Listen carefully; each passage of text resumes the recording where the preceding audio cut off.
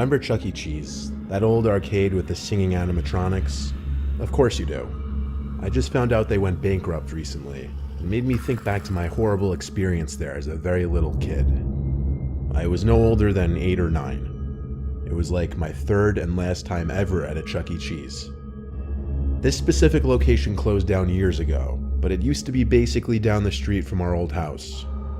My mom took my little brother and I, and she let us roam free and do our own thing and play the games, while she sat at one of the tables reading like most of the other parents.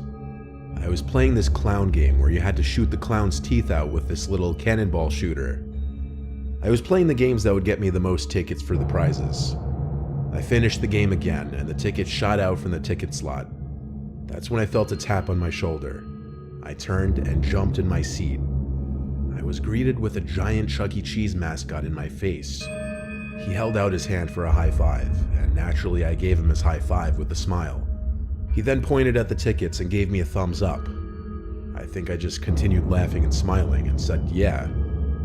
Then he pointed at the tickets once more and motioned for me to follow him. So I ripped the tickets from the slot and followed the giant mascot.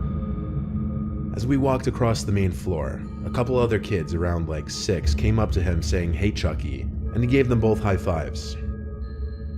I kept following him, wondering if he'd tell the other kids to follow, but he didn't. He would turn back every few seconds to make sure I was still following. Finally, we made it across the main floor by the stage towards this back area, where he waved me to follow him through this employees only door. From what I remember about how I was feeling, let's just say a combination of weird and excited. We entered this narrow hallway, and I felt kind of special for being allowed access back here. Keep in mind, I had the mind and maturity of a very young child. The mascot led me to this back room where he motioned for me to enter first, so I did. It was this small changing room type of room. It had a few lockers on one wall and one long bench extending half the length of the room. That was it. He entered the room and shut the door behind us, and I noticed he locked it. That's when I became confused and afraid. I thought he was taking me to get a bunch of free tickets. What could he possibly do in this empty room with me? He approached me, put his furry mascot hand on my shoulder, and then started rubbing from my shoulder to my arm. Then he seemed as though he tried to reach lower with both of his hands, and I pushed him off and yelled, "Stop." That's when the person in the suit lifted the mask off his head, revealing some sweaty, middle-aged man underneath. He started to remove the rest of the costume from himself as he told me to be quiet. I sat there watching, shaking, and plotting my way for the door. When I thought he was distracted enough by the suit, I tried to run past him for the door, but he grabbed me and told me to stop. He offered me all the free tickets I wanted if I just behaved. I started to yell and pound on the door.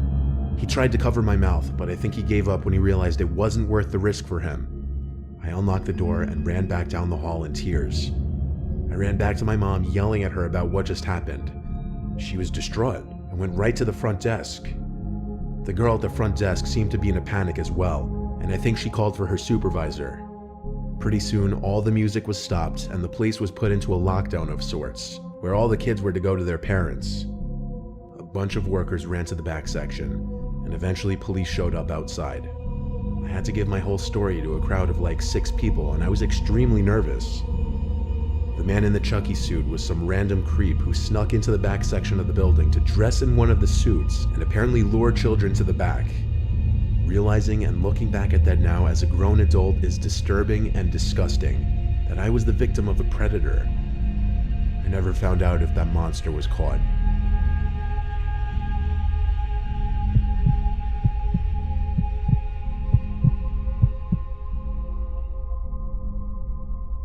I used to work for Chuck E. Cheese very briefly when I was 21 years old. I was one of the janitors/maintenance workers. I know, not very awe-inspiring. I was broke as hell and needed money. All my job really entailed was cleaning tables and keeping the play areas generally clean. Sounds easy, but there was never really a time to just sit and take a breath. There was always something to clean or take care of. I would also be in charge of turning on and off the animatronics, opening the stage curtains, fixing busted arcade machines, and things of that nature. My shifts would always be later, from like 4 to 10 p.m. My location closed at 8 on weekdays and 9 on weekends. I would stay an hour, sometimes 2 hours after to get the place in top shape ready for the next day. So this one night, I was working past close like I usually did. Everyone had already left the building, including the other workers, so I was the last one in the building. I was dragging my cleaning cart around the arcade area. I had already turned off all the game machines. I was by that space-themed arcade machine where you had to press the button at the right moment to stop the light on the jackpot bulb. As I was passing by this machine, the space-themed music suddenly emits from the machine at a very loud volume, and all the lights start flashing again. I felt like my heart was in my throat, that's how much it startled me. I fiddled with my keys to access the control port of the machine to turn it off again. I'd never seen anything like that happen before. It suddenly just freaked me out, only because I was all alone in that big building pretty late at night. The weirdness didn't stop there though. By this point in the night, I had already shut down the animatronics on the stage, so when I heard Chucky's pre-recorded laugh break the silence of the room, my heart started pounding again. The laugh was short and cut off. It almost sounded glitchy. I ditched my cleaning cart to go backstage and check on the animatronics, and I could see they were in their idle modes now, meaning they would move their limbs and heads around every so often. I would have to go to the control room to turn them off, but this was the second strange thing to happen that night. I started getting paranoid that someone else was in the building with me, but that thought was interrupted when I noticed that the Chucky animatronic was facing me, and its head angled down perfectly to look as though it was looking at me. It was bizarre. Bizarre that I was finding it that disturbing. I'm not crazy, but for my own peace of mind, with my eyes on the Chucky animatronic, I walked past it, closer to the control room. I waited there for a few seconds, and then the animatronic spun 90 degrees to face me once more, perfectly. I swear it was once again looking right at me, and then the laughter emitted once again from the animatronic.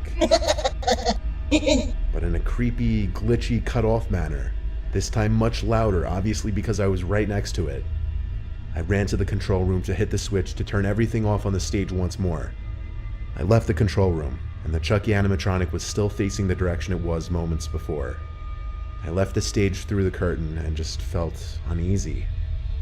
I was starting to think maybe it was all just getting to my head. But that's when I heard the horrible laugh again come from the stage behind the curtains.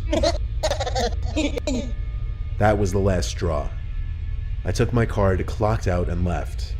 I texted my boss the next day that I had to leave early because I was feeling extremely sick. He said it wasn't a problem, but he never mentioned anything about the animatronics being left on. And when I asked him if the animatronics had some kind of motion detecting feature to look at people, he said no, they didn't. I'm not the most superstitious guy, but I firmly believe I wasn't the only presence in that building that night. And I don't mean there was another person in there.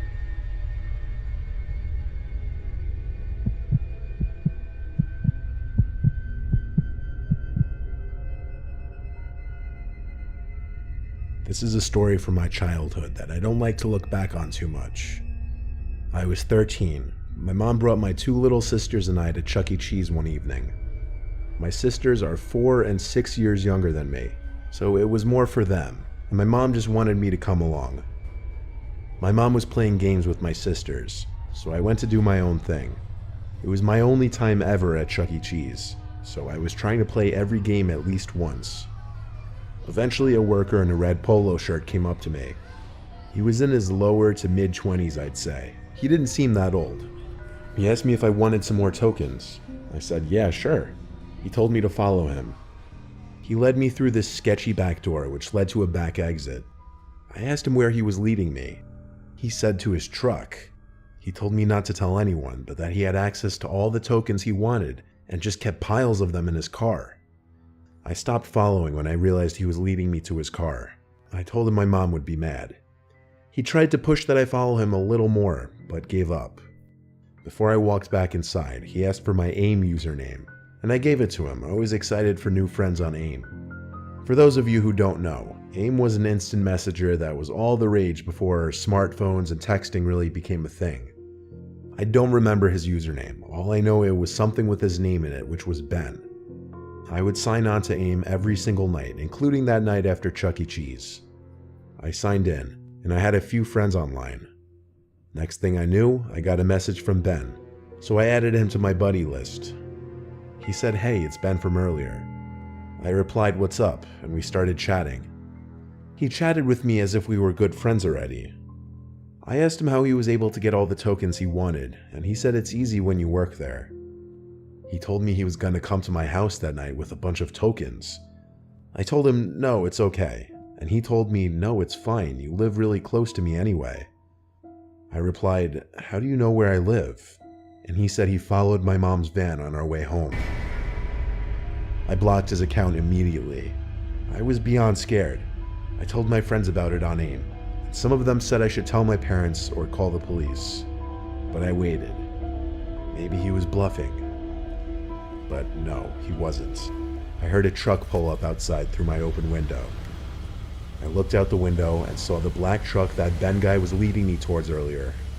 I saw him get out from the truck, and I know he spotted me because he started walking over to my window. I pulled the window in and locked it, and then shut the blind. By that point, he was already halfway to my window, and he was waving his arms at me. I ran to my mom to tell her. She didn't find it funny, thinking I was kidding at first, but I convinced her after she looked out the window and saw the black truck begin to speed down the road.